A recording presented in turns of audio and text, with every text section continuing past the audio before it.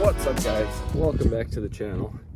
So today, as promised, I'm going to be reviewing the new Seasucker bike rack, the Seasucker Talon bike rack, because as you may have seen in the last video, well, two or three videos ago, I got the Rock Bros one, this one here, and it didn't work. It's too small, and it didn't come with any attachments or spacers for wider bike forks. And I know you can buy some, but the quality of that one wasn't the greatest, and I wasn't trusting it too much. So I went ahead and I got a recommended one, the Seasucker. This one I can already tell is going to be way better than that one. I already opened it up and I checked the there's like gnats all over. What the hell? I checked kind of the quality and everything, and it's already way better. So I'm hoping it works pretty well. So yeah, it comes in a much nicer box. You got this nice blue box. It opens up real nice. It's got a handle on it. Let's see what's inside here. Gives you nice instructions how to take care of it, and right away you just know it's going to be better right away. So the first thing you see when you open it is you get a repair kit. You have there's a Velcro for the bike pedals. You get a little tube of lube to keep it greased and not rubbing, and you get a whole set of tools here. Most importantly, which the other one did not come with, you get the plugs. These will go into the bike rack to make the axle the correct size for your bike fork. I hope I'm saying that right. Hopefully you can understand that. Hopefully I'm getting my point across. So the setup is kind of the same. You got this like metal piece that just goes on top. You have a piece for the back tire, and then this one is a little different. It's not metal, but it's very high quality. It's almost like that plastic you find at playgrounds. It's got 3 different suction points at different heights, whereas the Rock Bros one is all 3 in a line, which tends to, if you're on an uneven surface, do that. The Seasucker one has 2 different spots, so now if you're on an uneven surface, it's not going to go back and forth as much. So that's a really nice feature. I realize that probably the way I'm already gushing over this thing, it probably sounds like I'm sponsored. I am not sponsored. I bought both of these, so if you wouldn't mind subscribing, that would be great, because obviously I'm not monetized yet. So I bought both of these with my own money, and I'm testing both out so that you don't have to. So this thing is already better. It comes with like a whole thesis on how to operate it, and how to fix it. It's got a whole list of possible problems and fixes for those problems. So that's really nice. It shouldn't take a rocket scientist to set this up, so I'm going to go ahead and do that quick.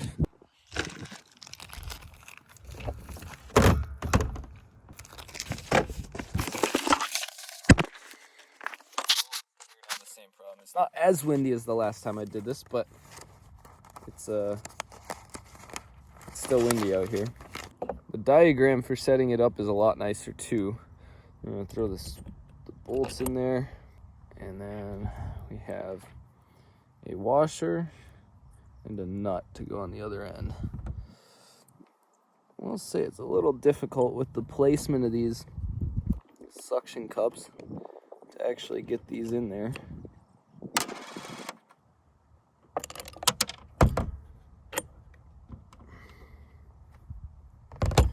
I'm gonna take the plastic guards off a little more room to work.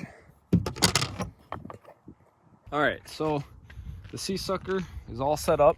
I just skipped the boring part of me just screwing in these bolts. It's a little difficult with the angle at where they come out on the bottom, but you can figure it out. Oh, need to sneeze. I pulled off the plastic guards, and I threw the through axle through. Obviously, I don't have my bike with me right now. So we are going to do the first test where we put it on the car and drive back, and we'll see how well it stays. And then we will try to put the bike on the car, and hopefully it works, because the last one didn't. So here we go. It's not as windy now, so the phone won't fall over. Well, it shouldn't fall over. So the way this one works, instead of 3 across, it's 2 here and 1 here, and is a little bit flexible so you can move it. Even got a little handle there so you can carry it. Let's see, I guess we can just go right here. All right, so I actually have some isopropyl alcohol here that we're gonna just spray down the roof here a little bit with. Just clean it off. It's not too dirty, but you know, just in case. It says you should do this every time. So we're gonna go like this. Wipe it down. We're gonna start with the front 2.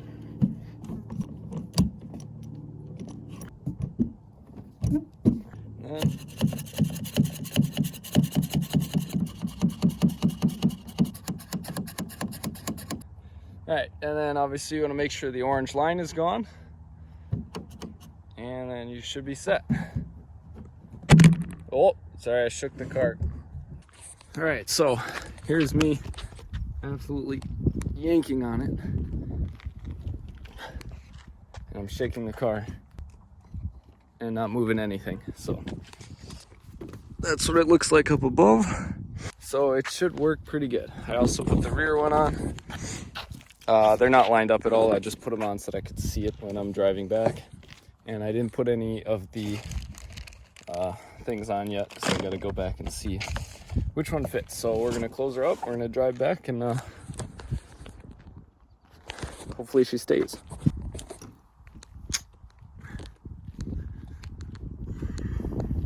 Not going anywhere. All right, so bike rack made it home. So now I got my tool. I'm gonna go put the bike on, and we're gonna drive back to that spot, and hopefully we don't lose a bike, because that would be devastating. However, that would not be as devastating as dropping my cookie. Gosh dang it.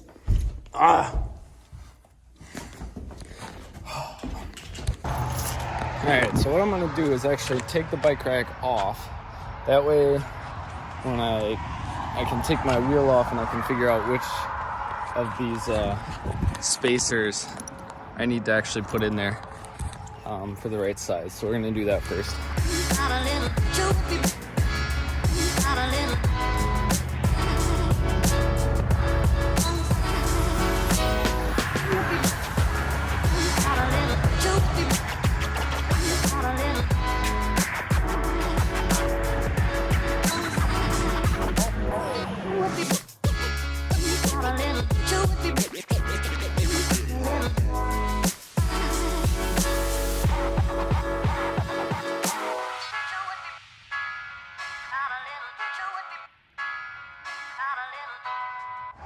All right, so it works.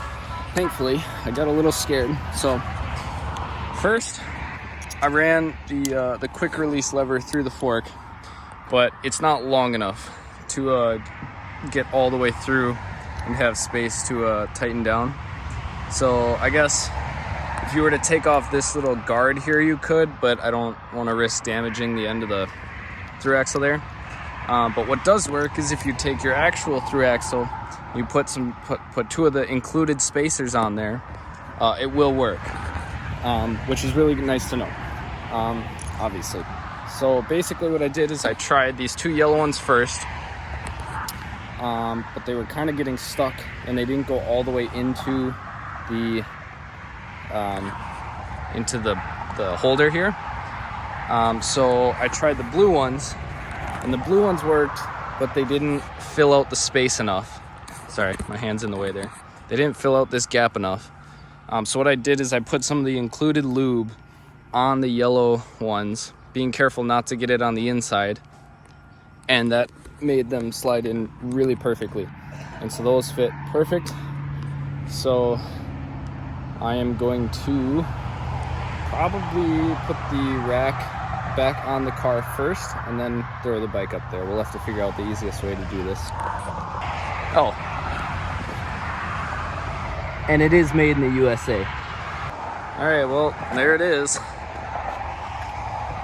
Through axles through. I think for future reference, I might put the bike rack on the bike and then put the whole setup on the car. It's a little tough, like trying to get the bike up there, and I almost damaged the through axle, but we should be fine. Yeah, it's not moving a whole lot. Got the back one on. I gotta strap the pedals down. Well, yeah, just in case it nicks the glass. We wouldn't want that, so we'll grab the strap and we should be good. And then obviously, don't forget to take your front wheel with. All right, guys. There you have it. The Seasucker Talon bike rack. It survived the short drive I had over here.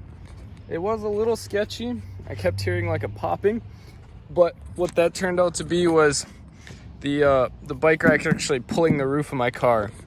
So the bike rack is it's pretty stuck on there. It's not going anywhere.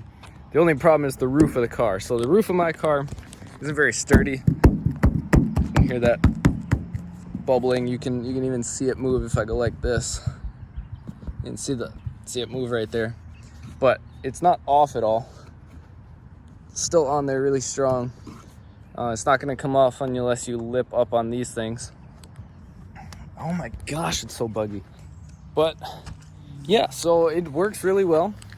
The only thing is just if you have like a very flimsy roof like I do, maybe mount it to the glass. I was thinking about doing that, but then mine I don't think would work because the back wheel would be like all the way off the car, and there wouldn't be a good, like there would be nowhere for the bike to actually rest. It would rest on the window, but then not on the, it wouldn't like, can't explain it. This piece would be like off the car, and then obviously that doesn't work. So also I put this strap on here that it came with, so that those pedals don't swing and hit the roof here. So as far as the product goes, it's a really good product. It's built really well, and it looks good. Like, my piece of crap car now looks super cool because I have this dope ass bike on top of it. If you don't have a truck and you need a bike rack, I would highly recommend it. Just be careful. And it is better than the Rock Bros, so spend the extra money. Get the Seasucker one, don't get the Rock Bros. This is not sponsored. I'm just, those are my personal opinions about the two.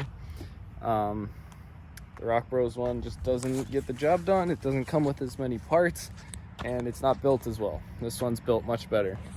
So look at how cool that looks. Look at how cool that looks. My car looks infinitely better. That should do it. Like I said, the only thing I'll change when putting the bike on the car is I'll put the actual rack onto the bike, and then I'll put that whole setup onto the car instead of the rack on the car, then the bike on the rack, if that makes sense. Just because it's pretty hard to finagle when it's up there. So that is the Seasucker Talon bike rack. If you enjoyed this video, like I said, please like and subscribe for more mountain biking and longboarding content. I promise I'll get out on the longboards more here. Just been a busy summer, which is good. It's good. But yeah, thanks for watching my review of the Seasucker Talon. Peace out.